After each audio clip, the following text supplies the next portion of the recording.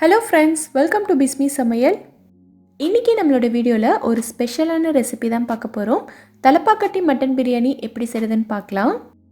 நம்ம சேனல்ல ஏற்கனவே நிறைய பிரியாணி வெரைட்டிஸோட வீடியோஸ் போட்டிருக்கோம்.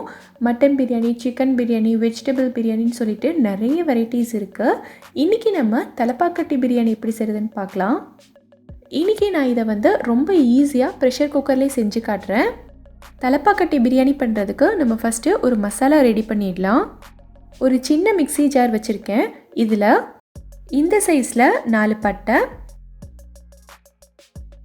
ஏலக்காய் 5, கிராம்பு 5, ஒரு அன்னாசிப்பூ,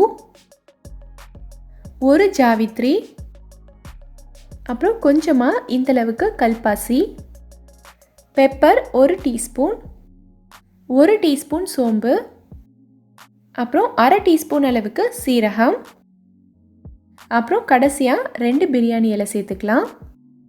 இப்போது இது எல்லாத்தையும் நம்ம ஒரு ஃபைன் பவுடராக அரைச்சி எடுத்துக்கலாம். இப்போ பார்த்திங்கன்னா இந்தளவுக்கு நான் எல்லாத்தையும் அரைச்சிட்டேன். இந்த மாதிரி இருக்கு பாருங்கள்.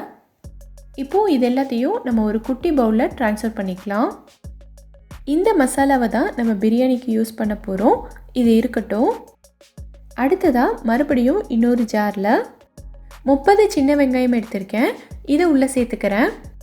தலப்பாக்கட்டி பிரியாணி பொறுத்த வரைக்கும் நம்ம சின்ன வெங்காயம் தான் யூஸ் பண்ணணும். இதுதான் பிரியாணிக்கு நல்ல ஒரு வாசனையும் டேஸ்ட்டையும் கொடுக்கும். இது கூடவே காரத்துக்காக 4 பச்சை மிளகாய் சேர்த்துக்கிறேன். இப்போது இது எல்லாத்தையும் தண்ணி சேர்க்காமல் லைட்டாக கொரன்னு அரைச்சி எடுத்துக்கலாம். இப்போ பார்த்திங்கன்னா அரைச்சி எடுத்துட்டேன். ரொம்ப நைஸாக அரைச்சிட வேண்டாம். இந்த மாதிரி லைட்டாக திரியாக இருக்கிற மாதிரி அரைச்சிக்கோங்க. இப்போ ஒரு ப்ரெஷர் குக்கர் வச்சுருக்கேன். குக்கர் நல்ல சூடானதும் இதில் 3 டேபிள் ஸ்பூன் அளவுக்கு நெய் சேர்த்துக்கிறேன்.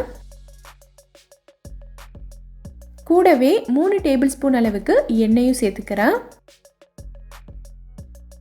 எண்ணெய் அப்புறம் நெய் ரெண்டுமே நல்ல சூடானதும் இதில் இந்த சைஸில் ஒரு பட்டை, ஒரு பிரிஞ்சி இலை சேர்த்துக்கலாம். நம்ம பட்டை, பிரியாணி இலை எல்லாமே மசாலா பவுடரில் சேர்த்து அரைச்சிருக்கோம். இப்போ வாசனைக்காக லைட்டாக ஒன்று போட்டால் போதும், அதிகமாக போட வேண்டாம். இந்த பட்டை, பிரியாணி இலை நல்லா பொரிஞ்சதுக்கப்புறமா நம்ம அரைச்சி வச்சுருக்க வெங்காயம், பச்சை மிளகாய் பேஸ்ட்டை இது கூட சேர்த்துக்கலாம். சேர்த்துட்டு நல்லா கலந்து விட்டுக்கோங்க. வெங்காயத்தில் இருக்கக்கூடிய பச்சை வாசனைலாம் நல்லா போயிட்டு எண்ணெய் பிரிஞ்சு வர வரைக்கும் இதை நம்ம வதக்கிக்கலாம். இப்போ பார்த்திங்கன்னா வெங்காயம் இந்த அளவுக்கு நல்லா வதங்கிருச்சு. இப்போ இது கூட 4 டேபிள் ஸ்பூன் அளவுக்கு இஞ்சி பூண்டு விழுது சேர்த்துக்கிறேன். இஞ்சி பூண்டில் இருக்க பச்சை வாசனைலாம் நல்லா போயிட்டு எண்ணெய் பிரிஞ்சு வரணும். அது வரைக்கும் இதை நம்ம வதக்கிக்கலாம். இஞ்சி பூண்டு விழுது சேர்த்ததுக்கப்புறமா ஸ்டவ்வை நல்லா குறைச்சி வச்சு வதக்கிக்கோங்க. அப்படி இல்லைன்னா அடிப்பிடிக்கிறதுக்கு ஸ்டார்ட் ஆகும். இப்போ பார்த்திங்கன்னா இந்தளவுக்கு நல்லா வதங்கிருச்சு. எண்ணெய்லாம் நல்லா பிரிஞ்சு வந்திருக்கு பாருங்கள். இப்போது நம்ம ஃப்ரெஷ்ஷாக அரைச்சி வச்சுருக்க மசாலா பவுடரை சேர்த்துக்கலாம். சேர்த்துட்டு நல்லா வதக்கி விட்டுக்கலாம். இந்த மசாலாவை எண்ணெயில் சேர்த்து வதக்கும் போதே வாசனை ரொம்ப சூப்பராக இருக்கும். இது ஃப்ரெஷ்ஷாக அரைச்ச மசாலான்றதுனால நம்ம பிரியாணி ரொம்ப டேஸ்ட்டாக இருக்கும். இப்போ இது கூட நம்ம மற்ற மசாலா பொருட்கள்லாம் சேர்த்துக்கலாம். மஞ்சள் தூள் 1/4 டீஸ்பூன், மிளகாய் தூள் 1 டேபிள் ஸ்பூன் சேர்த்துக்கிறேன். உங்களுக்கு காரம் அதிகமாக வேணான்னா நீங்கள் கம்மி பண்ணிக்கோங்க. இது கூடவே மல்லித்தூள் 1 டீஸ்பூன் சேர்த்துக்கிறேன். இப்போது இது எல்லாத்தையும் நம்ம நல்லா வதக்கிக்கலாம். இப்போ பார்த்திங்கன்னா எல்லா மசாலாவுமே எண்ணெயில் நல்லா வதங்கிருச்சு. இப்போ இது கூட ஒரு கைப்பிடி அளவுக்கு பொடியாக கட் பண்ண புதினா சேர்த்துக்கிறேன். ஒரு கைப்பிடி அளவுக்கு பொடியாக கட் பண்ண மல்லி இலை சேர்த்துட்டு இது எல்லாத்தையும் நம்ம நல்லா வதக்கிக்கலாம். இப்போ பார்த்திங்கன்னா நம்ம சேர்த்த எல்லாமே நல்லா வதங்கிருச்சு. இப்போ இது கூட நம்ம மட்டன் சேர்த்துக்கலாம். நான் இன்னைக்கு 600 கிராம் அளவுக்கு மட்டன் எடுத்திருக்கேன். இதை உள்ளே சேர்த்துக்கிறேன். பிரியாணியை பொறுத்த வரைக்கும் மட்டனோ சிக்கனோ எதுவாக இருந்தாலும் நம்ம அரிசி எந்த அளவுக்கு எடுத்திருக்கோமோ அதே அளவுக்கு சேர்க்கணும். அப்படி இல்லைன்னா அரிசியை விட கூடுதலாக மட்டன், சிக்கன் சேர்க்கணும். அப்போ தான் நமக்கு பிரியாணிக்கு நல்ல டேஸ்ட் இருக்கும். அப்படி இல்லைன்னா பிரியாணியோட டேஸ்ட் அந்தளவுக்கு இருக்காது. ஸோ எப்போவுமே மீட்டோட அளவு அதிகமாக தான் இருக்கணும்.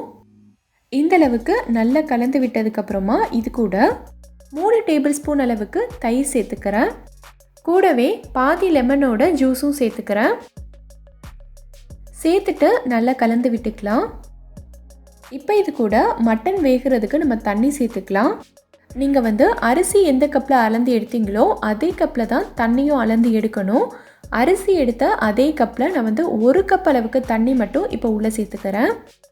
இப்போது இந்த மட்டனுக்கு தேவையான அளவுக்கு உப்பு சேர்த்துக்கலாம். தண்ணியோட அளவு ரொம்ப முக்கியம்.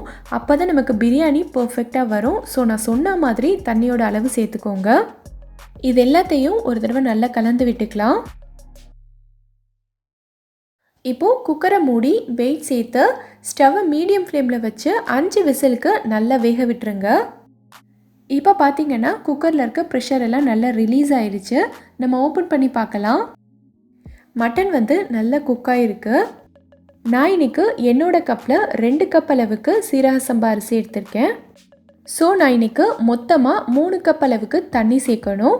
நான் ஏற்கனவே 1 கப் தண்ணியை மட்டன் வேக வைக்கும்போது சேர்த்துட்டேன். இப்போது மீதி இருக்க 2 கப் அளவுக்கு தண்ணியை உள்ளே சேர்த்துக்கிறேன். இப்போது பிரியாணிக்கு தேவையான அளவுக்கு உப்பு சேர்த்துக்கலாம். சேர்த்துட்டு எல்லாத்தையும் ஒரு தடவை நல்லா கலந்து விட்டுக்கோங்க. இப்போது இந்த தண்ணி நல்லா கொதிச்சு வரணும். கொதிச்சு வந்ததும் நம்ம அரிசி சேர்த்துக்கலாம். இப்போ பார்த்தீங்கன்னா தண்ணி இந்த அளவுக்கு நல்லா கொதிச்சிருச்சு. இப்போ நம்ம அரிசி சேர்த்துக்கலாம். 2 கப் அளவுக்கு சீரக சம்பா அரிசி எடுத்து நல்லா கழுவிட்டு 20 நிமிஷத்துக்கு ஊற வச்சுருந்தேன். இப்போ தண்ணி எல்லாத்தையும் நல்லா வடிகட்டிட்டு இதை உள்ளே சேர்த்துக்கிறேன். அரிசி சேர்த்துட்டு ஒரு தடவை லைட்டாக கலந்து விட்டுக்கோங்க. இந்த ஸ்டேஜில் பாஸ்மதி அரிசி சேர்க்கலாமான்னு கேட்பீங்க. தலப்பாக்கட்டி பிரியாணியை பொறுத்த வரைக்கும் நம்ம சீரக சம்பா அரிசி தான் சேர்த்துக்கணும். அரிசி சேர்த்துட்டு தண்ணி இந்த மாதிரி நல்லா கொதிச்சிருச்சு. இப்போ ஸ்டவ்வை மீடியம் ஃப்ளேமில் வச்சுக்கலாம். இப்போ பார்த்தீங்கன்னா அரிசியும் தண்ணியும் இந்த மாதிரி ஒரே லெவலுக்கு வந்துருச்சு. இப்போது ஒரு மூடி போட்டு இதை நல்லா மூடிடலாம். இப்போ இது மேலே நம்ம ஒரு வெயிட் வச்சிடலாம்.